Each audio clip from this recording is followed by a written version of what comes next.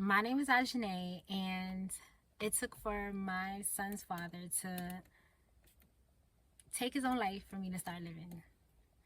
Again, I always say this. I know that sounds very harsh, but that's my own reality. That's my own perspective. You know that they say, be careful what you ask for, be careful what you wish for, be careful what you put into the universe.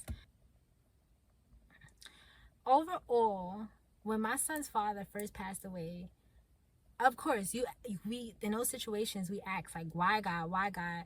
When someone passed away that we love, we well, also for those of us who have lost someone due to suicide, we will ask too, like, why would they do that? So it's not asking God to help me understand, like, give me clarity. I know that I will probably never know the exact reason why, but just give me clarity about it. Like, what can I do?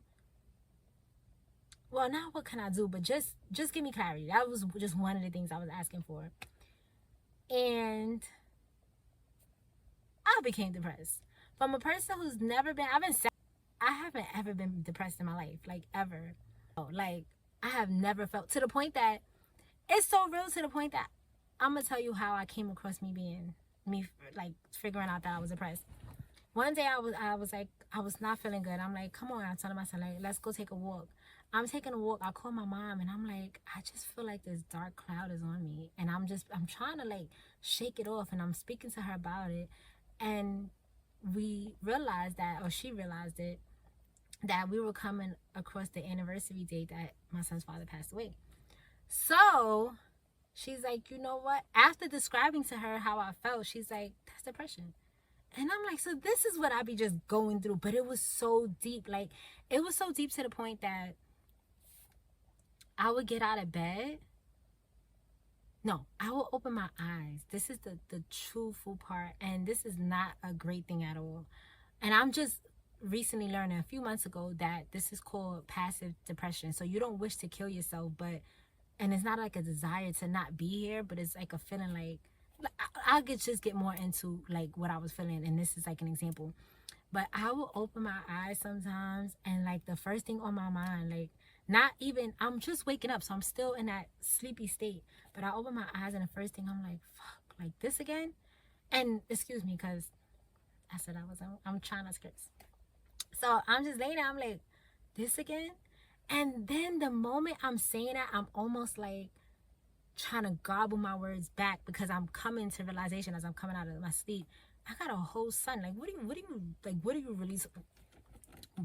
talking about, Aunjahne? Like, what are you really talking about? And sometimes just to even look over and see like my son is there, and I'm like, this is the first thing that's on my brain. This ain't right. Like, something is wrong with this thought. That's how I started coming into like, what is going on with me? I don't want to get out of bed. We homeschool. I don't want, there's days that I don't even want to teach. Like, I don't want to do certain things. And it's like, this is not like you. I don't want to get my hair done. I don't want to get my nails done. I don't want to go outside. I don't want to dress up and look cute. It was just so much stuff that I just don't want to do. And that's just never, like, that hasn't been me. And that's when I know, I was like, oh, this is what depression looked like. So to go back to what I was saying, be careful for what we ask God for, because here I am asking God to help me understand what happened, like what was going on. Because I was saying, like, you gotta hold, not saying to my son's father, I wasn't saying this, but in general, it's like, you hear, or I would probably say something like, prior to this happening, I would probably say something along the line like, you got kids, like, how dare you want to do that? Like, you're bugging, like, something like that. And this is just me being truthful of how my thought process was before experiencing this.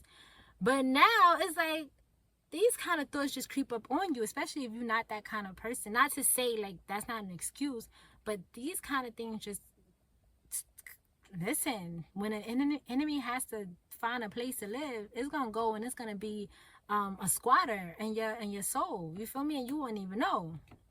But anyways, had to evict that enemy too, like ASAP. Like, you gotta get up out of here.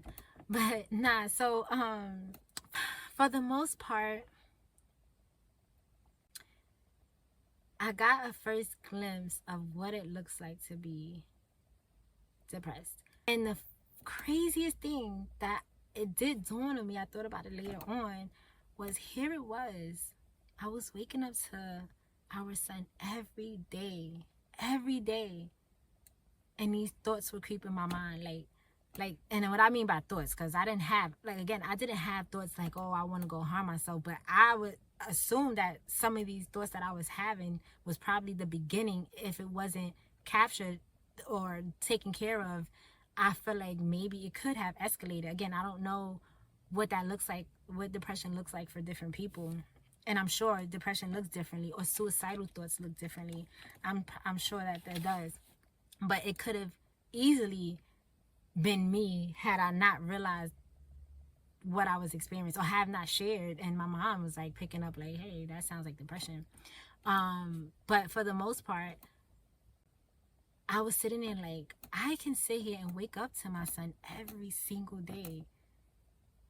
Imagine what that man was going through. And he wasn't waking up to, and when I say that man, I mean my son's father. But imagine what he could have been going through when he don't get a chance to wake up to his child every day. So when I'm feeling sad, I can just ask my son to give me a hug and kiss. I can just hug and kiss him. I can play with him. I can lay up under him and like just chill with him, and he fills me up. He fills up my soul. He didn't have that. You feel me? When it comes to co-parenting, because I was the primary caregiver. He didn't have that.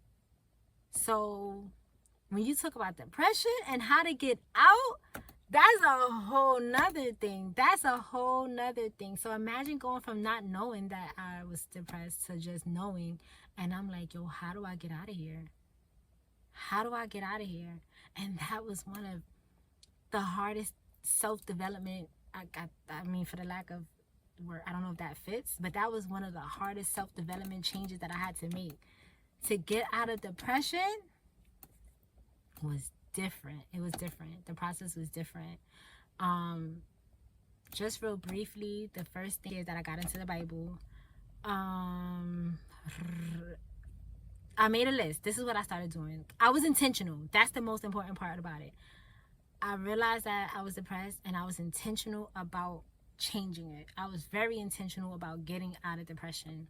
So I did go through different steps and different levels, but one of the things that I will say, two things I would say, is that I picked up the Bible and grew a relationship with God, a better one, rebuild it in a better one, better foundation. One.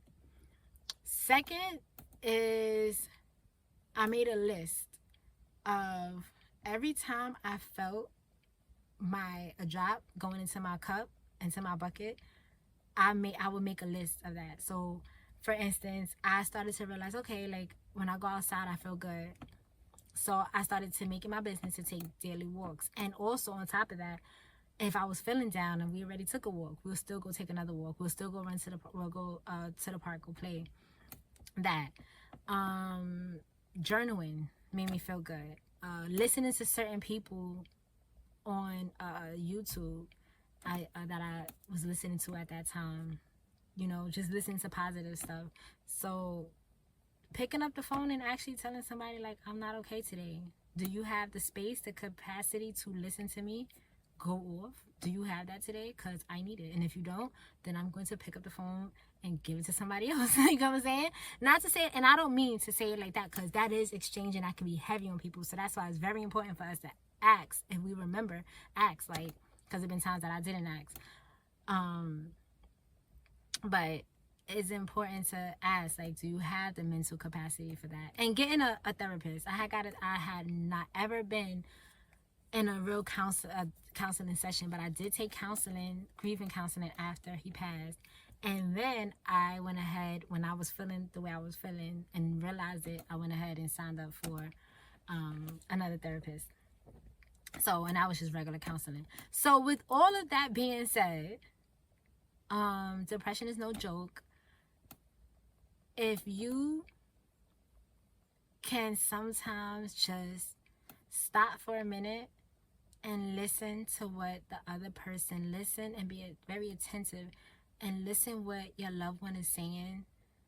Look deep in their eyes, look at that grin, whatever it is, and you know them, and you can see past the mask that they're putting on to hide the depression, the eyes, they say the windows to the soul.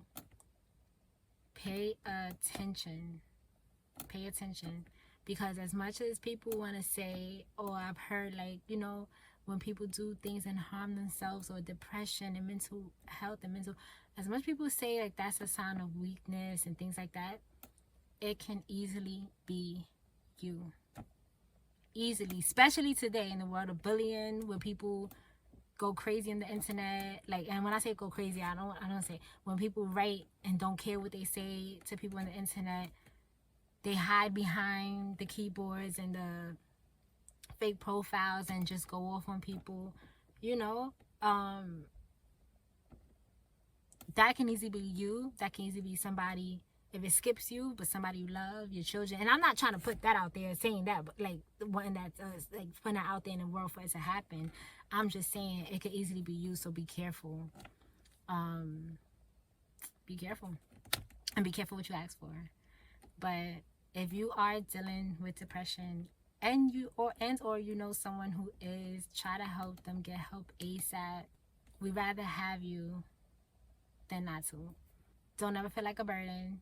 If you do feel like a burden, not to say it like that, but if you do feel like a burden, get a counselor. That's what they're there for. If you don't like that counselor because the vibe ain't there, get another counselor. But keep on until you find it. And prayer. Most important. I should have said that first, but I probably did. But prayer changes things. Prayer changes things. The consistency when seeking God and seeking a relationship with God, I'm telling you, literally will change your life. You just have to be intentional, and God will heal you from anything. Literally, I've seen it now because I'm on my walk with God. Now I see it. You know, you hear that all the time. So people in the church, they say these things, and you're like, okay, you know, or goes in one ear and come out the other. But literally. So thank you for listening to me rant, and God bless, and make sure that you keep God at the centerpiece in every part, in every area of your life.